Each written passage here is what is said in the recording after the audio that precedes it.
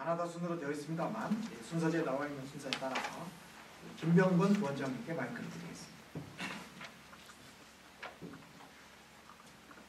예, 시간도 제한되어 있고 그래서 저는 몇 가지 큰 주제만 요약을 해보는 걸로 하겠습니다. 통상 제 예산에 대한 평가를 하는 것은 물론 전통적으로 이 주제의 이제 제목도 시민의 눈으로 본 2012년 예산이라고 이제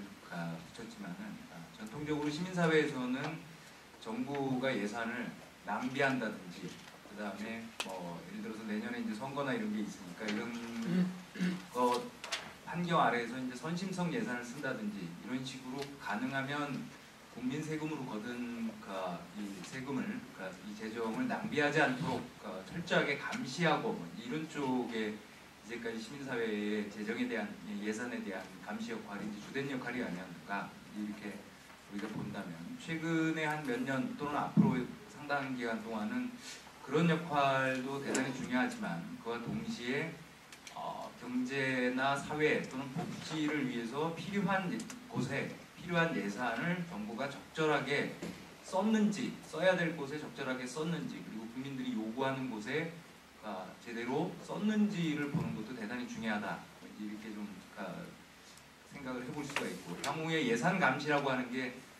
잘못 쓰는 것만 감시할 뿐만 아니라 써야 될 것을 안 쓴 것에 대해서 정당한 비판이 있었으면 좋겠다 이런 생각이 듭니다. 특히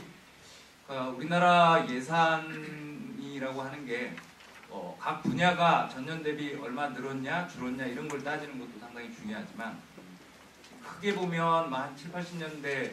그 예산의 비중이 이제 국방 예산 쪽이 워낙 많이 들어가다가 그 후에 경제 예산 쪽으로 이제 경제 분야 쪽으로 많이 들어가다가 최근에 와서 이제 복지에 대한 수요가 이제 팽창하면서 이제 복지 쪽으로 이동하고 있기 때문에 각각에 대해서 전년 대비 늘었냐 줄었냐도 중요하지만 전체가 각 영역에 대해서 이 재분배가 일어나야 할 상황에서 재분배가 제대로 일어나고 있는 건지 이 총 지출 중에서 주요 영역 사이에 이게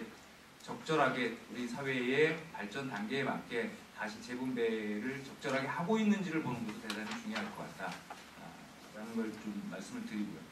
뭐 본론으로 짚을 거는 어쨌든 정부가 내년 예산안을 국회에 제출하면서 두 가지 핵심 화두를 제시를 했습니다. 첫 번째는 2012년 예산은 일자리 예산이다 이렇게 타이틀을 붙인 바가 있고 두 번째는 균형 재정을 조기에 달성하겠다. 이게 2012년 예산을 짜는데 가장 기준점이다라고 얘기를 했기 때문에 뒤에 분들이 이제 세세한 강론들을 말씀하시겠지만 저는 그 두 가지가 실제로 정부가 발표한 취지대로 됐는지를 좀 확인하는 데 초점을 좀 맞춰보려고 하고요. 그래서 우선 일자리 예산인가 진짜 정부가 일자리 예산이라는 타이틀로 국민들에게 좀 그렇게 얘기를 했는데 보면 공식적으로는 이 내년 예산안에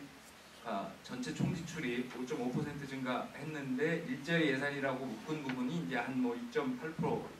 됐으니까 평균보다는 일자리 예산이 많습니다. 그런데 그 비율로 보면 그렇지만 금액으로 보면 약 6,400억 원 정도가 늘어난 것이라서 실제 정부가 얘기한 일자리 예산이라고 보기에는 그 절대 규모 자체가 상당히 작다라고 우리가 얘기해 볼 수가 있고요. 내역을 따져봐도 사실은 뭐 이 사회보험료, 저소득층 사회보험료 이런 것들은 이제 근로자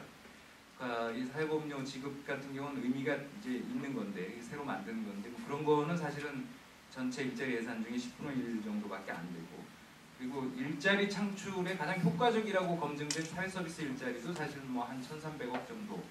그리고 나머지 부분들은 사실은 몇 개 일자리를 만들 수 있는 건지에 대한 검증 자체가 불가능한 애매한 상태로 되어 있는 걸 다 모아서 2,500억이다 이래놓고 내년 예산이 일자리 예산이든지 이렇게 얘기를 해놨기 때문에 이게 진짜 일자리 예산인지가 정말로 애매한 측면이 많이 있습니다. 특히나 이 예산을 이 지출을 늘리기 어려운 게 이제 딴 부분들의 예산 때문인데 아까 이제 발제자님들도 말씀하셨지만 이제 SOC 예산은 이제 내년에 줄었다, 줄었습니다. 전체적으로 보면 줄었는데 사실은 이제 4대강 예산과 그 다음에 여소 엑스포 예산을 빼고 계산한 SOC 예산은 늘었습니다. 늘고 그것도 약 한 1조 2천억, 그러니까 말하자면 일자리 예산의 한 2배 정도가 늘어났기 때문에 그 큰 대형 사업을 제외하고도 계속 이 SOC에 다양하게 많이 투자하고 있는 기조는 변하지 않았다라고 평가해 볼 수가 있고, 오히려 이쪽이 더 금액 면으로 볼 때 이제 비중이 있었다는 거고요. 이제 SOC 예산을 기왕 일자리하고 연계해서 한 가지만 더 말씀을 드리면, 4대강 사업이 이제 공식적으로 거의 뭐 한 0. 몇 조를 빼고는 올해로 큰 규모의 정부 예산 집행은 다 끝납니다. 올해 뭐 한 3조 정도 해서 끝나는데, 최근에 이제 정부에서 나온 얘기가 이 지천 사업을 하기 위해서 향후에 5년 동안 약 20조 원이 또 필요할 거다, 이제 이런 얘기를 하고 있기 때문에 이거하고 이 SOC 사업하고 이 일자리 문제하고는 꼭 한번 짚어봐야 됩니다. 51쪽 보시면 알 수 있었던 것처럼 이 건축공사는 주로 이제 민간에서 하는 거로 보면 토목공사가 집권 첫 해 2008년부터 상당히 급격하게 증가를 했습니다. 사실은 그 4대강 사업으로 조 단위 이상의 예산이 들어간 거는 2010년부터인데 이 4대강 예산 말고도 상당한 정도로 집권 초기부터 토목 예산이 많이 들어갔다는 걸 알 수가 있고요. 그리고 이후에 2010년 올해까지 증가율이 그렇게 둔화되지 않는 거는 이제 4대강 예산이 각각 3조 원씩 이상씩 들어가서 상당히 많이 투입됐다는 건 우리가 알 수가 있습니다. 근데 정부는 이제 당초 이 4대강 사업을 통해서 공식적으로 34만 개 일자리를 만들겠다고 했는데, 사실은 53쪽 통계를 보면 알 수 있는 것처럼 건설업 쪽의 고용, 이 종업원 종사자 수는 이명박 정부 취임하기 이전에는 약 한 193만, 그러니까 200만 정도가 이제 건설업에 종사하고 계셨는데, 올해 기준으로, 올해 2분기 기준으로 보면 177만 명 정도밖에 안 됩니다. 사실은 그 많은 돈이 SOC에 투자되는데도 불구하고 대한민국에서 건설업에 종사하는 사람은 이 이명박 정부가 들어서기 이전에 비해서 약 15만 명 정도라고 하는 절대 수가 줄어드는 게 지금까지 4대강 사업이나 토목 사업의 고용 측면에서 봤을 때의 성적표라고 할 수가 있습니다. 그 갭이 외국인 노동자입니까? 이거는 다 합쳐도 그렇다는 거죠. 이제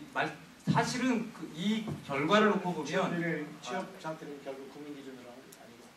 아니고. 이 결과를 놓고 보면 사실은 최근에 건축 말고 주로 대형 이 기계나 중장비가 동원되는 대형 토목 사업은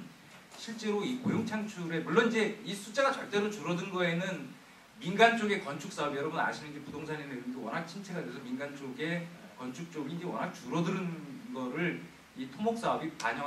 대체하지 못했다는 얘기가 되기도 하고요. 이 토목 사업이라고 하는 게 사실은 일자리를 그렇게 고용을 많이 창출하는 게 아니다. 우리는 흔히 이제 토목 사업에 대해서 비판할 때 나쁜 일자리만 생긴다라고 얘기를 하는데, 사실은 나쁜 일자리조차 생기지 않는다는 것이고요. 53페이지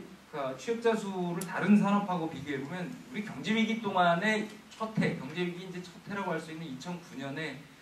그나마 임시적으로 일자리를 만들어준 거는 사실은 그러니까 희망근로라고 했던 공공근로였습니다. 요거 하는데 한 1조 정도 들어갔는데, 요거 한 게 그나마 2009년도에 고용 숫자를 임시직이나마 늘려놨고, 그리고 작년에서 올해 사이에는 이제 주로 수출 대기업이 또 일시적으로 고용이 늘면서 그게 이제 고용을 보존했던 것이지,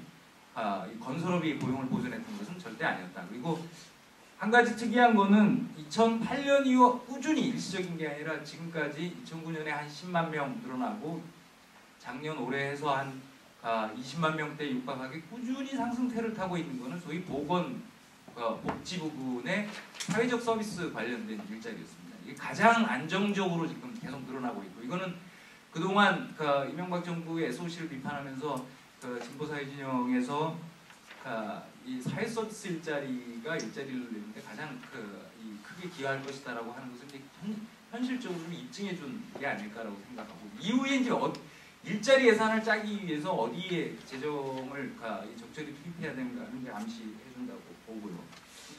시간이 거의 다 되는데, 한 가지만 짧게 말씀드리면, 두 번째 정부가 얘기했던 균형재정 논리인데,